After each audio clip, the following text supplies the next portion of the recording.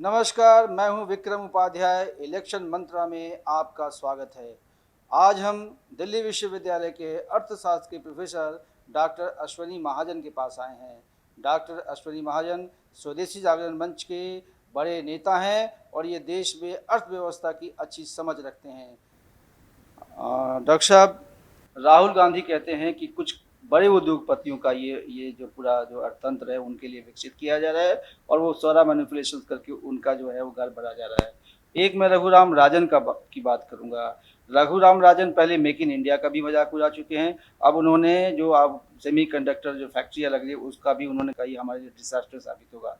तो मैं दोनों का एक एक करके आपसे जवाब चाहूंगा कि राहुल गांधी जो कह रहे हैं कि कुछ खास उद्योगपतियों के लिए सरकार काम कर रही है और बाकी जनता को छोड़ चुकी है, आप क्या कहेंगे इसमें? देखिए, मुझे लगता है कि देश का विकास करना हो सबको साथ में लेकर के चलो। उसमें छोटे उद्योगों को भी लेना पड़ेगा, स्टार्टअप्स को भी लेना पड़ेगा, लघु उद्यमियों को भी लेना पड़ेगा, युवाओं को भी लेना पड़ेगा, बड़े बड़े उद्योगपतियों को भी साथ में लेना पड़ेगा। ये तो दो लोगों की बात करते हैं।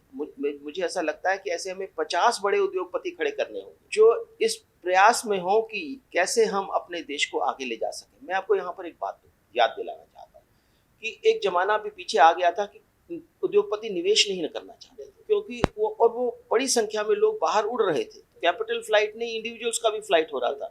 लोग दूसरे मुल्कों में जाकर के अपनी नागरिकता ले रहे थे।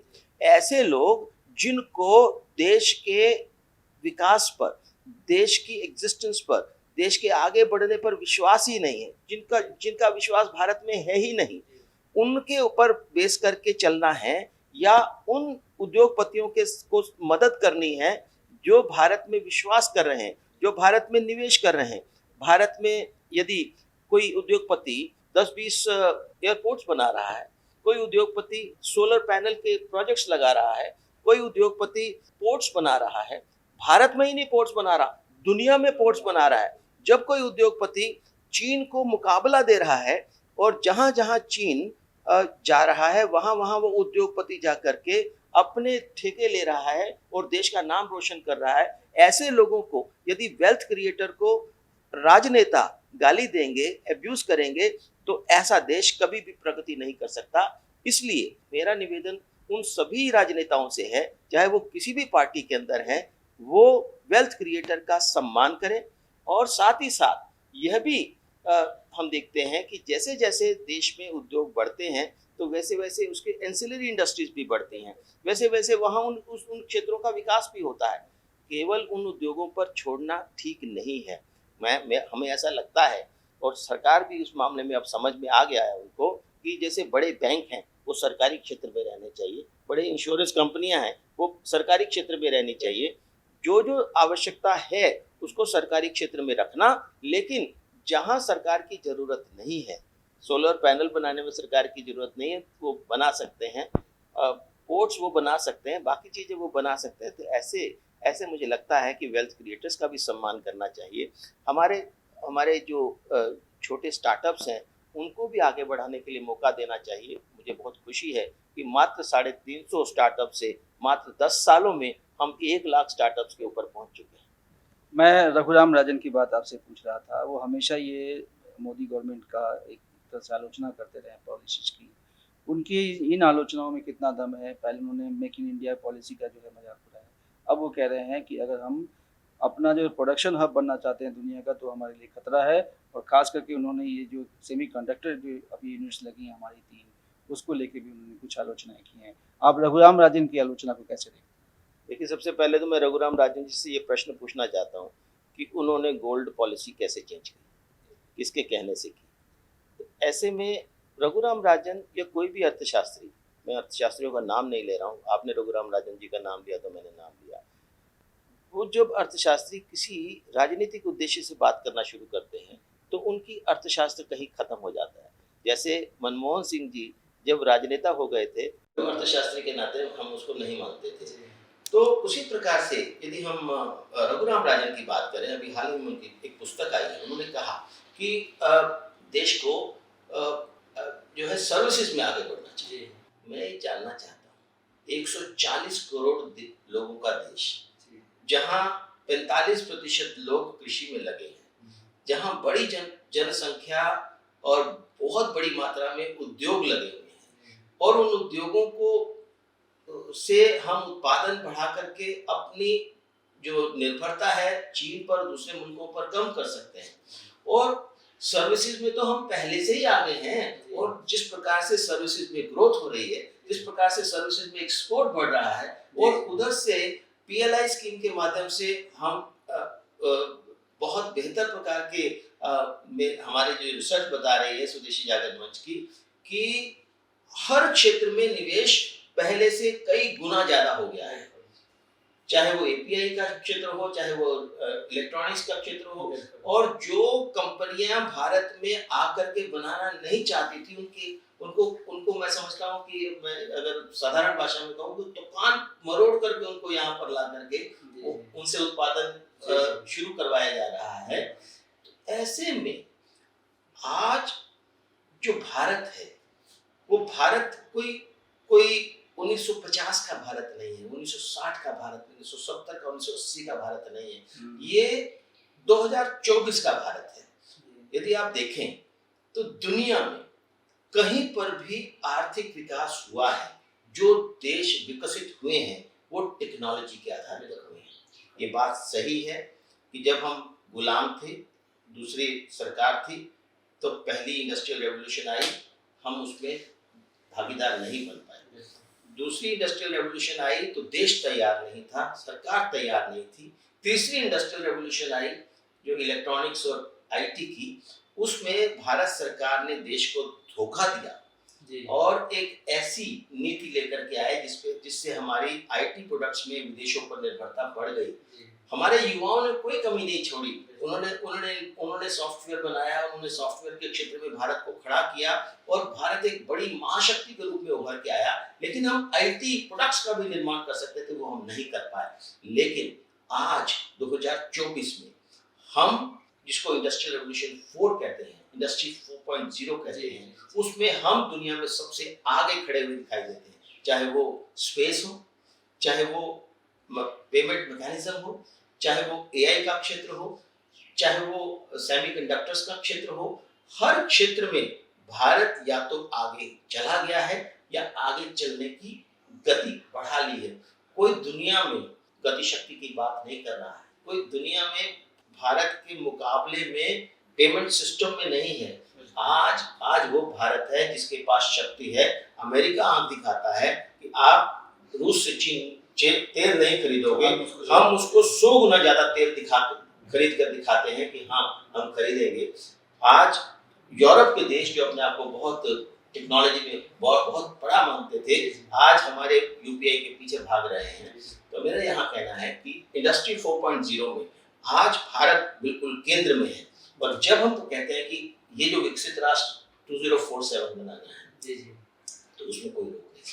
अश्विनी जी, मैं सेमीकंडक्टर पॉलिसी पे एक सवाल और आपसे जानना चाहता हूँ कि चीन इसमें अभी तक बहुत आगे था और अमेरिका और चीन को लेके इसमें काफ़ी जो है तनातनी भी हुई है। जापान और अमेरिका दोनों ने ये तय किया है कि सेमीकंडक्टर से रिलेटेड जो टेक्नोलॉजी या उपकरण आप एक्सपोर्ट नहीं करेंगे चाइना को।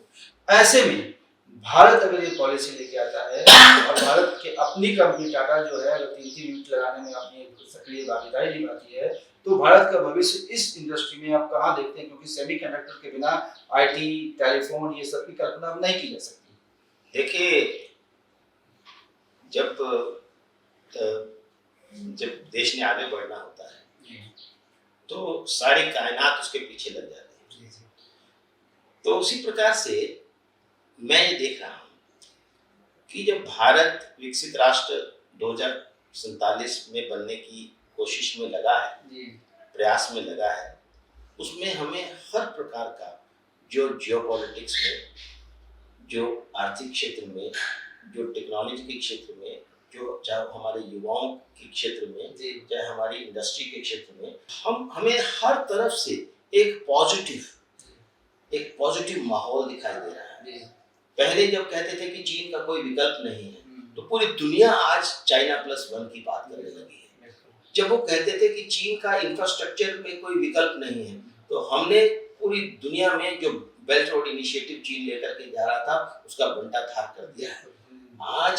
आज जो स्थिति बनी है, अमेरिका हो, जापान हो, ऑस्ट्रेलिया हो, यूरोप के देश हों, ये सब देश भारत के साथ मिलिटरी, इकोनॉमिकली, टेक्नोलॉजिकली सहयोग करना चाहते हैं। आज से बेहतर अवसर पहले कभी नहीं आया। तो मुझे लगता है कि इन सब अवसरों का हम उपयोग करेंगे। सरकार की नीतियां भी अनुकूल हैं, हमारे उद्योगपति भी उसके लिए तैयार हैं। सरकार के द्वारा जो प्रोडक्शन लिंक्ड इंसेंटिव स्कीम लेकर के आए हैं, उसमें जो WTO उसमें बाधा बन सकता था, वो भी एक, जिसको हम कहें कि आज WTO भी उस स्थिति में नहीं है, उसमें बाधा बन सके। ऐसे में तमाम जो परिस्थितियां हैं वो हमारे पक्ष में है और इंडस्ट्री 4.0 में हमें आगे ले जाने से कोई नहीं रोक सकता। एक आखिरी सवाल अश्विनी जी, अभी प्रधानमंत्री मोदी ने कुछ दिन पहले ही कहा था रिजर्व बैंक को खास करके मुखातिब करते हुए कि 100 दिन में चुनाव में व्यस्त हूँ और 100 दिन के बाद मैं आपको टास्क में कुछ बहुत बड़े बड़े काम होने हैं। मैं बैंकिंग सेक्टर के हिसाब से पूछ रहा हूँ, एक समय था अभी 10 साल पहले की तरह बैंकिंग सेक्टर आपका ध्वस्त हो जाएगा, बैंक्स डूब जाएंगे। आज आप क्या देख रहे हैं, बैंकों की भूमिका अगले आने वाले समय में क्या रहने वाली है और उनकी स्थिति इस समय क्या है? देखिए, सरकार ने तमाम पिछली सरकार की गड़बड़ों के बावजूद जी जो बैंकों को संभालने का काम किया, वो वास्तव में अभिनंदनीय तो है, लेकिन अभूतपूर्व है। और इसमें हम देख रहे हैं कि मात्र 1.25 लाख करोड़ रुपया बैंकों को रिकैपिटलाइजेशन के लिए दिया गया। जी वो पैसा कहाँ से लिया? वो पैसा भी बैंकों से ही लिया। जी बिल्कुल, RBI ने बैंकों से ही उधार लिया, वो पैसा इकट्ठा किया और बैंकों को ही रिकैपिटलाइजेशन के लिए दे दिया। उसके बदले में उनको शेयर मिल गए, उतने ही एडिशनल शेयर मिल गए। अब उसकी देनदारी भारत सरकार की 8,000 करोड़ रुपए की है। और अब आप ये देखिए कि पहले ही साल बैंकों को 8,700 करोड़ रुपए का लाभ हुआ। नहीं, लाभ नहीं हुआ, लाभ तो कहीं ज्यादा हुआ। और 8,700 करोड़ रुपया डिविडेंड दिया और दूसरे साल उन्होंने 13,700 करोड़ रुपए का डिविडेंड दिया, जबकि 1.25 लाख करोड़ रुपए उनको प्रॉफिट हुआ। और इस दौरान आप जानते हैं कि पब्लिक सेक्टर बैंक किसके हैं? सरकार के, भारत सरकार के। और भारत सरकार के पास सारे शेयर उनके हैं। उन शेयरों का भाव बहुत ही नीचे चला गया था, 10-20 रुपए में सभी बैंकों के शेयर मिल जा रहे थे, कोई बड़े बैंकों के थोड़ा ज्यादा था। लेकिन आज उन बैंकों के शेयरों के भाव 4, 5, 10 गुना हो गए हैं। भारत सरकार की जो कैपिटल वैल्यू है वो भी बढ़ी। और ये तो मैं एक लेखा जोखा बता रहा हूँ, लेकिन उसके कारण देश में बैंकों के प्रति लोगों का जो विश्वास है उसमें अभूतपूर्व वृद्धि हुई है और बैंकों को डिपॉजिट्स भी मिल रहे हैं, बैंकों के लोन भी जा रहे हैं। लेकिन यहाँ पर एक बड़ी बात ये दिखाई दे रही है कि बैंकों के डिपॉजिट्स जो हैं वो 10-11% की दर से बढ़ रहे हैं, जबकि ऑफटेक जो है लोन्स का वो 16% की दर से बढ़ रहा है। तो अभी उनको ज्यादा पैसे की जरूरत है और इसके लिए और ज्यादा विश्वास बैंकों के बीच में और बैंकों के ऊपर आप देख रहे हैं कि FDs जो हैं वो अभी भी आकर्षण का केंद्र बनी हुई हैं। मुझे लगता है कि आने वाले समय में जैसे जैसे आमदनियां बढ़ेंगी, बैंकों के पास ज़्यादा पैसा आएगा, लोगों को वो ज़्यादा उधार दे सकेंगे, देश का उतना ही तेज़ी से विकास होगा। चाहे वो इंफ्रास्ट्रक्चर की बात हो, चाहे वो घरों के निर्माण की बात हो, चाहे वो नई इंडस्ट्री लगाने की बात हो, चाहे व्यवसाय बढ़ाने की बात हो। मुझे ऐसा लगता है कि इससे ज़्यादा जिसको हम कहें कि जो परिस्थितियाँ, अनुकूल परिस्थितियाँ मैंने तो पिछले 3 दशकों में नहीं देखी है। तो आप हैं डॉक्टर अश्विनी महाजन, जिनका ज्ञान संसार बहुत ही विस्तृत है, सवाल भी बहुत सारे पूछे जा सकते हैं, लेकिन समय का कुछ अभाव है और आज ये एपिसोड यहीं हम समाप्त करते हैं। आपको यह कार्यक्रम कैसा लगा अवश्य बताइए और देखते रहिए इलेक्शन मंत्रा। और हाँ, सब्सक्राइब करना इसको कभी ना भूलिए। नमस्कार।